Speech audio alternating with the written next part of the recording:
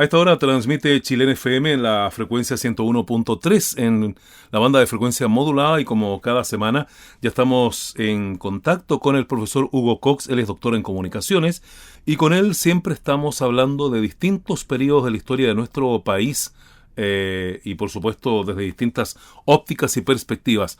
Bueno, a raíz de los recientes programas que se han realizado analizando el país, la historia de Chile de distintas visiones, un grupo de personas nos propuso esta semana poder analizar qué pasó con Chile durante la Primera y la Segunda Guerra Mundial. ¿Cuáles fueron los efectos que el conflicto bélico global alcanzó entre el año 1914 y 1918 y posteriormente en el 38 y el 45? Así que, profesor Cox, una semana más, bienvenido a Chilena FM. Ok, hola, muchas gracias por la invitación. Gracias a usted y a los auditores que nos escuchan. No, gracias a usted por aceptar nuestro llamado, profesor Cox. Bueno, ¿cómo se vivió Chile en los conflictos bélicos, ambas guerras mundiales? No sé si lo quiere tratar como un todo o quiere dividir por Primera Guerra Mundial y Segunda Guerra Mundial. Ahí lo dejo en libertad de acción. Mira, vamos a, desde el punto de vista más pedagógico, más que se entienda mejor, voy a tomar primero la Primera Guerra Mundial, después la Segunda Guerra Mundial, y después hacemos todo un análisis de lo que significó el periodo entre guerra y las consecuencias que tuvo después, ¿no es cierto?, en el Chile después del 45. Bueno, para partir, profesor Cox, sería importante saber qué pasaba con Chile, qué era Chile en el año 1914. Chile era un país que llevaba poco tiempo, ¿no es cierto?, como república total, era una república pequeña, chica, pobre, monoexportadora, salitre, que ya lo hemos conversado, creo que en el programa pasado estuvimos hablando de los modelos de desarrollo. Ahora, aquí se provoca un fenómeno que es súper complejo desde el punto de vista económico. Acordémonos que la Primera Guerra Mundial trae como consecuencia, ¿no es cierto?, la creación del salitre sintético. Y por lo tanto, ¿no es cierto?, las exportaciones de salitre empiezan a bajar. Y al bajar, como en un tiempo el cobre fue la viga maestra, que era el salitre la viga maestra. Entonces, lo primero que se provoca, además, acordémonos que yo explicaba en esa oportunidad, que Chile era un país ¿cómo se llama esto? De comercio internacional muy fuerte, fronteras abiertas, en fin. ¿Qué es lo que provoca esto? Una crisis económica de proporciones aquí en Chile. Y esa crisis económica de proporciones en Chile está vinculada fundamentalmente, ¿no es cierto?, a la baja del salitre sintético, que era un producto clave para la economía chilena, por el producto que nace, ¿no es cierto?, el salitre sintético, que se produce en Alemania, y esto, ¿no es cierto?, tuvo un tremendo impacto negativo en la industria salitrera, que empieza a provocar la migración de los obreros salitreros hacia Santiago, generando un conflicto social acá en Santiago. Por otra parte, como se cierran el comercio internacional, como se interrumpe el comercio internacional, Chile se va quedando sin mercado. Es decir, lo que le pasa a Chile es que cae en una situación de más pobreza, porque todas sus fuentes de ingreso, ¿no es cierto?, se ven mermadas y casi desapareciendo. Pero por un lado, Chile en ese periodo, desde el punto de vista político, mantiene una posición de neutralidad durante toda la mayor parte de la guerra. Pero ¿qué ocurrió? Que como era un país que no tenía mucho, empieza a sufrir las presiones de las potencias que estaban en guerra, Alemania, Francia, Inglaterra, etc. Por lo tanto, siempre la neutralidad fue puesta en entredicho. Y por lo tanto, las acciones de quienes estaban en guerra nunca respetaron la condición de país neutral, que llegaban a Chile, ¿no es cierto?, a reparación de sus barcos que aquí se fondeaban para, ¿no es cierto?, poder salir después a la lucha. Y eso, ¿no es cierto?, trae tremendas consecuencias. O sea, Chile no pudo mantener su neutralidad desde el punto de vista político, queda en condiciones desventajosas siempre en el comercio, en la esfera internacional, porque no tuvo cómo responder. Y de hecho, como no tenía capacidad, vienen, ¿no es cierto?, las distintas potencias en conflicto, se refugiaban en Chile, ¿no es cierto?, para reparaciones, en fin, y después salían de nuevo a los campos de batalla. Eso es en síntesis. Pero sí hay un tema que es súper importante y que hay que recalcar, que la consecuencia profunda de la pérdida del mercado, el cierre de otros mercados producto de esta guerra, en Chile básicamente se genera lo que se llamó la cuestión social. ahí empiezan los primeros conflictos, ¿no es cierto?, que tiene que ver con la arrancada, la venida, la inmigración de los obreros del salitre a la ciudad de Santiago. Esto hace que en Chile empiecen a aparecer los conventillos, empiecen a aparecer, ¿no es cierto?, los campamentos, las poblaciones callampa, la pobreza aumenta, porque Santiago no tiene la respuesta en trabajo ni de apoyo social, ¿no es cierto?, para estos sectores. La Iglesia Católica, empieza a tomar un papel preponderante en términos de la ayuda caritativa a estos sectores.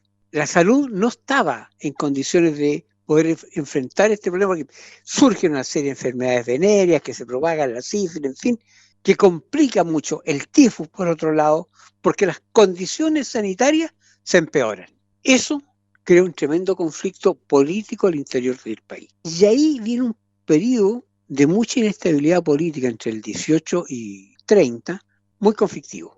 Golpes de Estado, sablazos entre medio, caen y presidentes surgen otros. O sea, hay, producto de esta guerra, un Chile que se logró acomodar, que queda muy complicado. Ahora, desde el punto de vista militar, ¿no es cierto?, Chile aprovechó toda la situación que había para reforzar la Armada, que le adquiere una serie de buques de guerra a Gran Bretaña. Y con eso, ¿no es cierto?, frente al conflicto con Perú, ¿no es cierto?, estaba más o menos protegido. Pasamos a la Segunda Guerra Mundial, del 39 al 45. Ahí hay un tema que es muy completo, muy complejo, porque ya las condiciones son distintas. Inicialmente Chile también mantiene una oposición de neutralidad, pero la presión de Estados Unidos y la evolución del conflicto llevan a que al país a romper las relaciones con el eje en el año 1943 y a declararle la guerra a Japón el año 45. Nunca fue el combate, pero le declara la guerra. Este cambio en la política exterior provoca un alejamiento de la tradicional política exterior chilena, la neutralidad. O sea, ahí hay un dato. O sea, la presión de Estados Unidos obliga a que Chile deje la neutralidad el año 43, que adhiera a los aliados y le declare la guerra a Japón. Consecuencias de esa iniciativa es que Chile, toda su política exterior estaba sentada en la neutralidad y aquí, lamentablemente, esa neutralidad desaparece. Pero ¿quién pasa a tomar un papel dominante en la relación? Chile se relaciona fundamentalmente con Estados Unidos. Y hay hay un impacto económico que no es menor. Porque la guerra estimula, ¿no es cierto?, cobre. Por lo tanto, Chile, debido a la demanda de materia prima, que era el cobre, parte, ¿no es cierto?, de ese cobre va a Estados Unidos. En precios que no son los precios internacionales, en precios casi subsidiados. Yo diría que sí. Y por lo tanto, se convierte Chile en el principal proveedor de materias primas para los aliados, cobre. Y eso hace que se fortalezcan las relaciones con Estados Unidos. Eso es, en síntesis. Ahí está, hay un impacto económico fuerte. Crecimiento de la industria del cobre. ¿Por qué? Porque es el país que está en condiciones de abastecer tanto a Estados Unidos como a los países aliados. El precio es un precio que se destina, ¿no es cierto?, para los países aliados. No es el precio de mercado porque estábamos todos en guerra. Desde el punto de vista político, sí, la guerra contribuye a la polarización en Chile, cosa que no es muy nueva, ¿eh? O sea, ustedes ven, esta polarización siempre ha estado presente en la política chilena. Hay sectores de la sociedad chilena que apoyan a los aliados, que es mayoritario, pero también hay otros simpatizantes con el eje, con Alemania, con el nazismo, con Italia, el fascismo. ¿Por qué? Y si ustedes se acuerdan, sobre todo a nivel de la Federación de Estudiantes, se crea un partido nazi. La matanza de la escuela del Seguro Obrero, que mueren 92 estudiantes en tiempo de Arturo Alessandri, son 92 estudiantes que estaban protestando en la Alameda de Santiago, que marchan hacia la Moneda, pero se parapetan en el Seguro Obrero y son ajusticiados en el último piso del Seguro Social, en Morandé, ¿no es cierto?, en diagonal a la Moneda. Ese era el clima que había aquí en Chile. Por lo tanto, es importante destacar que en esta operación, ¿no es cierto?, llega también al país. Esta guerra llega al país, porque se desarrollan bandos distintos. Y siempre el partido nazi en Chile tuvo una cierta importancia, no tuvo una relativa presencia en la política nacional. Por otro lado, ¿no es cierto?, llegan a Chile, al término de la Segunda Guerra Mundial, una serie de refugiados, tanto de Alemania, alemanes, como de los otros países. E incluso algunos nazis se refugian en el sur de Chile. Eso hay que tenerlo presente. O sea, hay presencia post-Segunda Guerra Mundial de inmigrantes, tanto alemanes y que son refugiados nazis, militantes, e incluso aquí Walter Rauff, Punta Arenas, ¿no es cierto?, que el Mossad lo captura y se lo lleva, ¿no es cierto?, a Israel para ser juzgado. Es decir, el cono sur de América Latina, Argentina y Chile, reciben a muchos nazis, muchos miembros del ejército alemán, que se refugian básicamente en la Patagonia y también en Bolivia. Eso es básicamente consecuencia posterior en la América Latina, y en Chile eso también ocurre. También el hecho de que se hayan ocultado en Chile, o se hayan ocultado en la Patagonia básicamente, hace que se cree ahí un ambiente de nebulosa. Se aíslan, están allá, pero no son tocados, salvo cuando vienen a buscar a Walter Rauff, ¿no es cierto?, y se lo lleva el Mossad, ¿no es cierto?, a Israel. Ahora, ¿qué es lo que ocurre? El término de la Segunda Guerra Mundial da paso a lo que se denomina después, hasta el año 1970, hasta la caída del muro de Berlín, a lo que significó la Guerra Fría. La Guerra Fría influye en la política interna de Chile. Acordémonos que la Guerra Fría da origen a dos polos de desarrollo, a dos polos políticos, Estados Unidos y la Unión Soviética. Modelos de desarrollo distintos. El capitalismo, ustedes lo conocen, y el otro, ¿no es cierto?, un socialismo, una economía planificada desde el Estado, por el otro lado. Eso se da. Y en Chile se refleja ese mundo. ¿Y dónde se refleja? En los partidos de izquierda. Básicamente Partido Comunista y Partido Socialista, que miran a ese socialismo y ven ahí un nuevo tipo de sociedad. Y por otro lado, los sectores tradicionales de Chile, Partido Liberal, Partido Conservador, etcétera, etcétera, se fijan en Estados Unidos. Y la influencia que empieza a tener Estados Unidos en Chile es cada vez más fuerte y su presencia cada vez mayor. Partamos de la base, que es posterior, ¿no es cierto?, a la guerra, cuando Gabriel González Videla firma con Estados Unidos el PAM, Pacto de Ayuda Militar. Eso hace que parte del armamento que llega a Chile para el ejército, la aviación, la marina, sea norteamericano. Y ahí viene la preparación de soldados chilenos, de la oficialidad chilena, en lo que después se conoció como la Escuela de Panamá. Así de simple. Por lo tanto, en Chile específicamente, la guerra civil, la polarización culmina en Chile con el golpe de Estado del año 73. O sea, la Guerra Fría aquí en Chile, los impactos que estaban ocurriendo aquí en Chile se clausuran con el golpe de Estado. Eso no significa que a nivel internacional el conflicto siga. Ahora, es importante destacar, ¿no es cierto?, creo yo, que si bien Chile no participó directamente en los combates, en las dos guerras mundiales, los conflictos tuvieron un impacto significativo en la economía, en la política y en las relaciones internacionales. Esos son elementos clave. Relaciones internacionales, su adhesión, ¿no es cierto?, a un bloque que es Estados Unidos, deja atrás su política de neutralidad y adquiere este otro camino. Desde el punto de vista de la economía, se instala, ¿no es cierto?, un proceso, y eso lo conversamos en la sesión pasada, en que el proceso de sustitución de importaciones que parte de los años 30 está vinculada a este proceso, consecuencia de la Segunda Guerra Mundial y del conflicto social que había aquí en Chile, que era enorme. ¿Por qué? Porque también se provoca la segunda crisis de la industria salitera y por lo tanto vuelve la segunda oleada de inmigración interna. Y ahí surgen, y esto hay que tenerlo claro, las primeras tomas.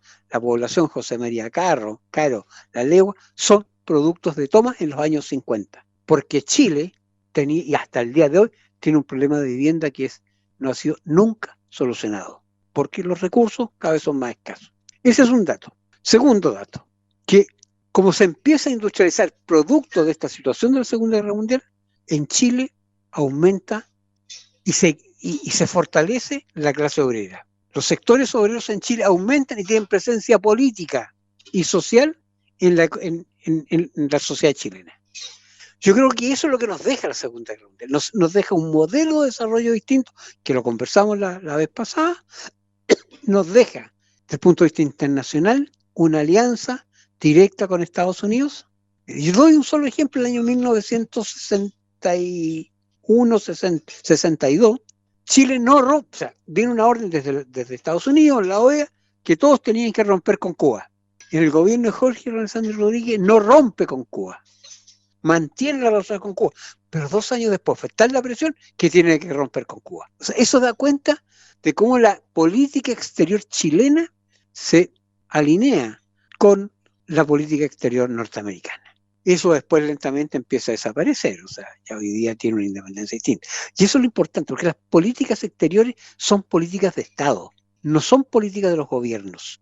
Los gobiernos pasan, los países siguen, y por lo tanto yo tengo que tener políticas que permitan la continuidad de lo que se está haciendo. Eso es más o menos en síntesis lo que ocurre en este periodo. Bueno, estamos ahora conversando con el profesor Hugo Cox, hoy día analizando justamente cómo fue la historia de Chile durante las guerras mundiales, la primera y la segunda. Bueno, profesor, usted hizo un análisis de ambos periodos. Me gustaría un poco saber qué marcó la diferencia entre uno y otro. Por lo menos parece que la presencia de Estados Unidos fue súper importante y gravitante en la Segunda Guerra Mundial, pero no hubo tanta presencia de Estados Unidos en la Primera Guerra, por lo menos en lo que respecta a Chile, ¿no? No hubo. Ahí básicamente Chile estaba más o menos en la línea de la Armada, o sea, en la línea de Inglaterra. O sea, fíjense un dato muy curioso, que es producto de todos estos cambios. La Armada en Chile siempre mira a Inglaterra, y su formación es a partir de la Armada inglesa.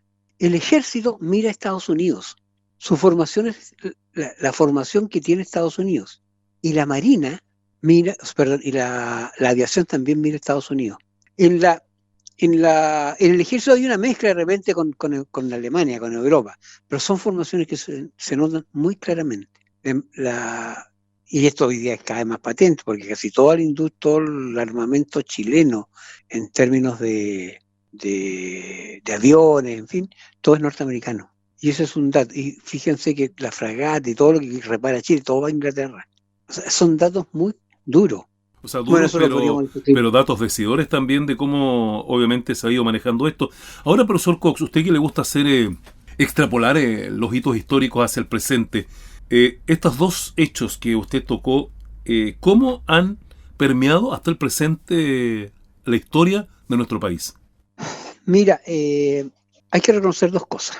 Primero, que la sociedad chilena, producto de las decisiones que tomaba el Estado, no estoy hablando de los gobiernos, del Estado, las decisiones que toma cuando como políticas de Estado se insertan en la economía mundial, Chile deja a un lado la adhesión irrestricta hacia un país. Hoy día Chile es un país que tiene tan abiertas sus fronteras que está en condiciones de poder comerciar con muchos países del mundo sin ningún drama.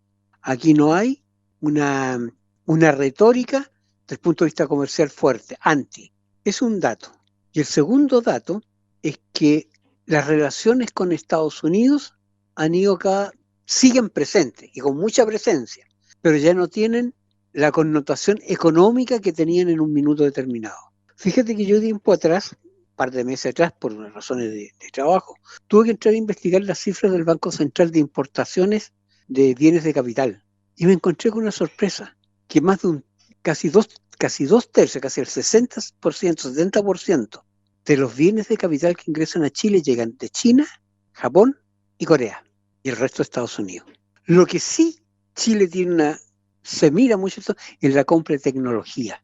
La tecnología, sobre todo en estos temas de Internet, toda esta cosa nueva, está más vinculado y de ahí vienen muchos elementos. China ha ido también entrando y copando ciertos sectores. Pero cuando los bienes de capital vienen de 3 fuentes, eso significa que hay una diversidad enorme. Ya no dependes del repuesto de un solo país. Tiene una gama en la cual te puedes mover. Y yendo a otro tema, por ejemplo, la industria farmacéutica. También revisando cifras, y los auditores, si les interesa, pueden ir a las cifras del Banco Central de Importaciones. El punto de vista farmacéutico, que la industria norteamericana, desde el punto de vista farmacéutico, es dominante. Sobre todo desde el punto de vista de la industria farmacéutica, de lo que ellos llaman los remedios, ¿no es cierto?, de investigación de primera línea, que son los más caros. ya no se están produciendo casi en Estados Unidos, se están produciendo en otros países.